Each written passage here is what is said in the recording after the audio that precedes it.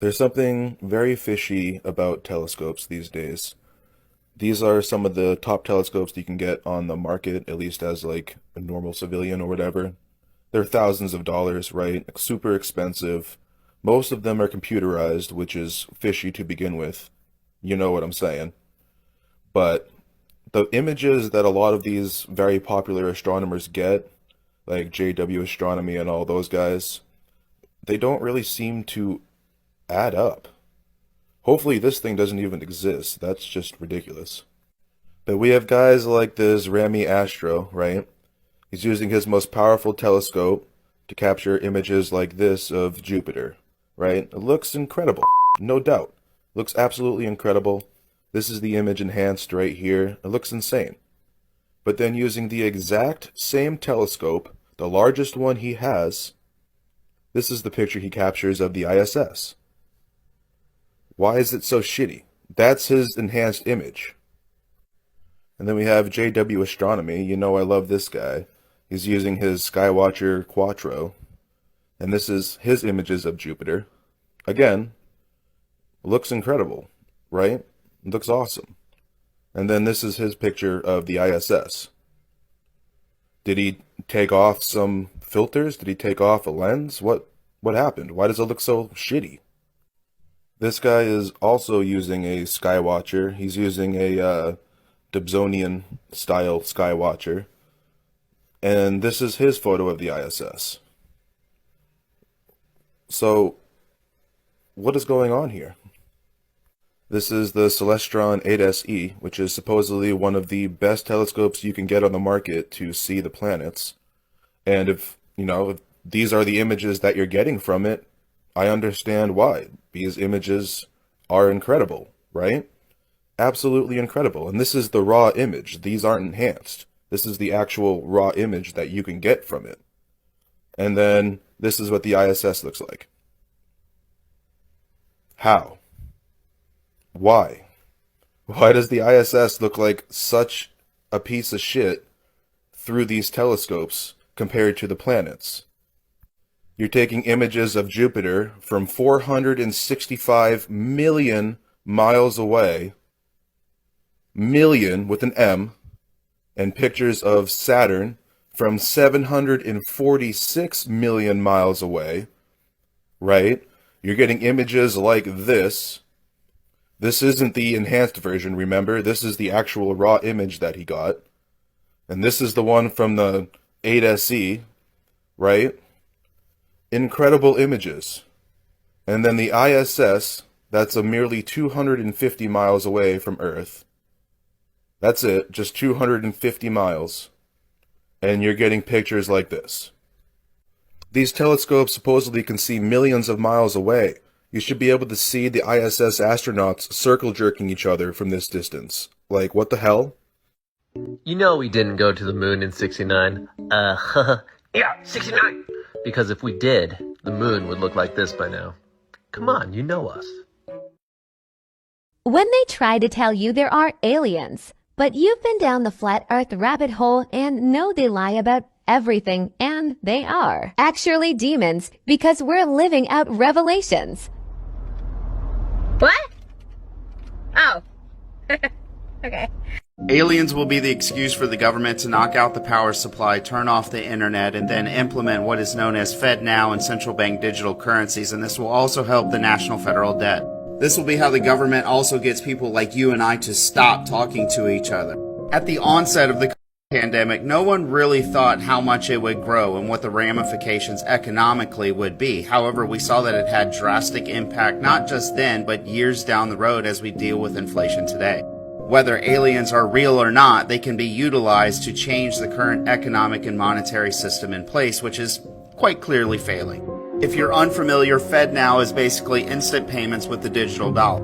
Every single thing you do will be tracked. And you know when you see names like Wells Fargo and JP Morgan Chase that this is coming. However, it has not been wide-scale adopted yet, still waiting on Citibank and Bank of America. And of course, people like you and I. But how do you implement something this large for the US monetary system and force adoption? have to crash the current system, forcing people and institutions the other direction, and it can be done through cyber attacks or through power attack. And the US has been preparing for such weird incidents. It's called Black Start. Now, this may have started sooner, but in October 2018, the Committee on Energy and Natural Resources met. You're welcome to look into these names if you'd like. But they not only started talking about, but they also had military bases start to prep for such an event, specifically for cyber attacks, electromagnetic pulses. And you have to think a blackout across the United States would be a moment of weakness, so they would want to get their military bases back up as fast as possible. So they mandated that military bases practice Black Start, and that is coming back up to power. Here's an example, U.S. Army Black Start exercise. This was at Fort Riley. Note that they did postpone due to the massive heat waves that have been going through. But this is not a new thing. Fort Carson doing Black Start exercises. And if you're new to this page, I'm calling for an 80% drop in the economy and the stock market a little later into 2024. Tell me, would aliens be able to drive at 80%? What a perfect excuse. There would be nearly no political ramifications. If anything, they could say, hey, we were preparing you. Let's talk about this. A lot of Globers will either ignore this conversation or pretend they don't understand what we're talking about. But I urge you all to think of the question that we all wondered as a child. If we keep digging under America, how long will it take us to get to China?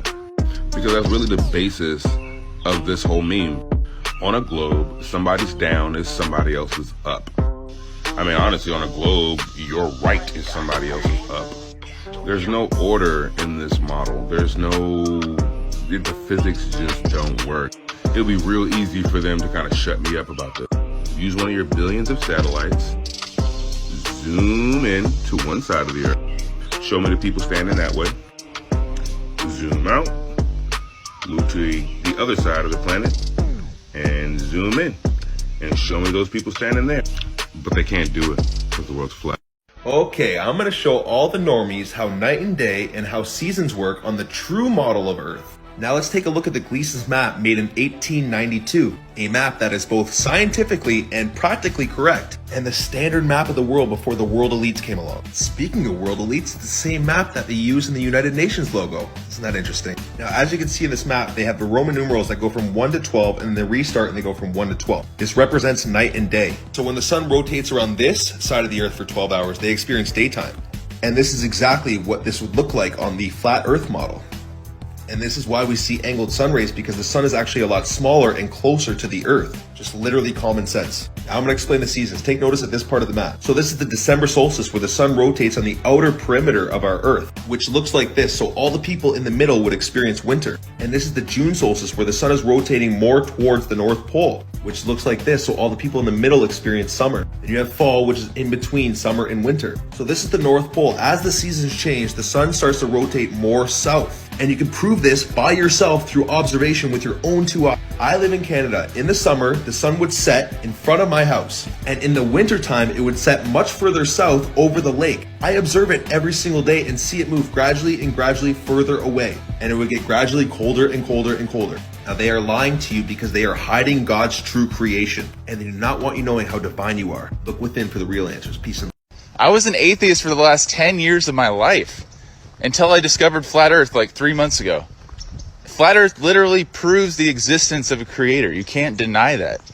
It's awesome. It's incredible. That's why we got to spread the word of Flat Earth. The reason I get so much like top tier pussy is because of how I've set my life up, you know, and like the situations that I put myself in.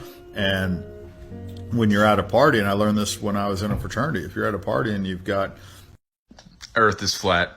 I'm telling you right now, guys, I'm sorry. I hate to break it to you, but yeah, you've been lied to about the whole we live on a spinning ball in infinite space. Yeah, that's bullshit. We live under a firmament in an enclosed system. Outer space is not real, okay? We live on a flat plane. Antarctica is the ice wall. I know this is a lot to comprehend, but you got to get past the cognitive dissonance. You just set your ego aside and just try and just look at it with an honest, open mind, because I know it's a lot to take in. Trust me, it's a rude awakening. But the Earth is not a spinning ball, people. I'm telling ya. I don't care what y'all think of me. The Earth is flat. It is a flat earth. And they got pillars under the earth that hold the flatness up. And they got the hell that's in the pillars. And then they got the waters around it all with the firmament and the heavens above it. Look at me crazy. I don't care. I'm for Jesus, not for the world, not for the worldly ways. There's a reason why your whole life you've been programmed to believe the earth is a ball floating in space, going around the sun, when really the sun's going around the earth. And it's not far, far away. The sun is just a light. I'm about to show you, and all my proof to back it up with the Bible. This is the Christian belief for the Bible. This is what the world really looks like. They got the pillars that hold up the world, the foundation of the world. They got the oceans that go all the way around it, and the firmament, and all the firmaments. Firmament in the sky, and waters above the firmaments, and they got the heavens above that. The heavens above the firmament and the water all around it. This is talking about how the world is sitting still and it's not to be moved. Like it's not floating around in space. Psalms 96:10. The world also shall be established, that it shall not be moved. It's not going to be moved. It's established. It's placed onto. I'm about to read the verse about the pillars that I showed you in that picture. The pillars that hold up the earth, the foundations of the world. This is 1 Samuel 2:8. For the pillars of the earth are the Lord's, and he hath set the world upon them. The world has been set upon these pillars. These pillars are the foundations of the earth. It holds the earth up. There's so much biblical scripture to back all of this up. The devil attacks Genesis and Revelations the most because it is the most like mind-opening thing about how it all works. This is Job 38 talking about the foundations of the earth. Where hast thou when I laid the foundations of the earth? Declare if thou hast understanding. Who hath laid the measurements? Therefore, if thou knowest, or who has stretched the line upon it? Whereupon are the foundations therefore fastened? Or who laid the cornerstone? Therefore, the cornerstone, the stones that hold it all up. About to show you the water all around it and how it all sits on water. Psalms 24. For he hath founded it upon the seas and established it upon the floods. Meaning that it all sits on the waters, surrounded by waters. He stretches out the north over the empty space and hangs the earth upon nothing. This is the truth about the sun using the Bible. And no, it's not a big ball of gas on fire. Any of these pictures that you see right here are CGI. And do you think if the sun was 93 million miles away, you think they'd be taking pictures like this? No. This is what the sun really looks like when you take a picture with a solar film. People are doing this all the time. Just a perfect circular light, like God created. Just like it says in the Bible, Genesis 1:16. Verse 16, and God made two great lights, the greater light to rule the day, and the lesser light to rule the night. This is what really is happening up there. The sun and moon follow each other in a circuit. Psalms 19, verse 6. His going forth is from the ends of the heaven, and his circuit unto the ends of it, and there is nothing hid from the heat thereof. Ecclesiastes chapter 1, verse 5. The sun also ariseth, and the sun goeth down, and hasteth to his place where he arose. The sun goes back to where it arose because it's moving in a circuit. Now you're probably asking yourself, how does the sun set and rise? That's just how it appears. It's called the law of perspective. Here's a video of the sunset moving further and further away. Watch this.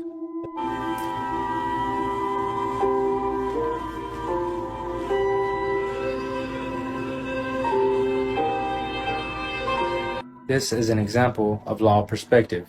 Notice how the light poles that are further down appear smaller and further away, but the ones next to the tree appear larger and taller. Anyone can observe this. Just look at an airplane coming at you from far away. The same thing. Compasses don't work on a ball Earth. The needle would always be pointing to space. Ball Earthers are so gullible. On the other hand, compasses can only work on a flat Earth. The needle always points to the North Pole. They point to Mt. Meru, the magnetic mountain at the center of the flat Earth. All ancient civilizations depicted a flat enclosed Earth because they were more in tune with nature. If satellites are real, why does Google need to use this to make its maps?